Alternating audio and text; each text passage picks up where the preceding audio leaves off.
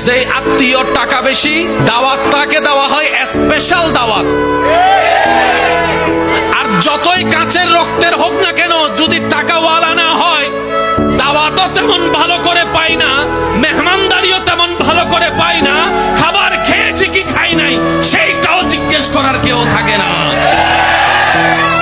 সম্পদ যদি একটু ভালো থাকে, বারবার এসে জিজ্ঞেস করবে, পায়েস খাবেন, একটু চা খাবেন, একটু একটু একটু চিনি কম দিয়ে চা এনে দিই, না ভাই আমার আর পেটে না না একটু খান না, একটু বসেন না, ওই রুমটার মধ্যে না একদম এসি আছে, আপনি ওখানে গিয়ে আরাম করুন।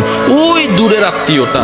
আর যেটা কাছের আত্মীয়, সম্পদ তেমন নাই, পাশ দিয়ে গেলেও জিজ্ঞেস করে না, সে আশা নিয়ে বসে থাকে হয়তো আমাকে একটু জিজ্ঞেস করবে। আচ্ছা খাই না খাই, অন্তত জিজ্ঞেস তো একটু করুক, মনটা বড় হবে যে না আমার আত্মীয় আমাকে একটু জিজ্ঞেস করেছে। এই আশাটাও আশায়ের মধ্যে থেকে যায়, স্বপ্নটা স্বপ্নের মধ্যে থেকে যায়, কল্পনাটা আর বাস্তবে রূপ নেয় না, কারণ আমরা এখনো পাক্কা মুসলমান হতে পারি।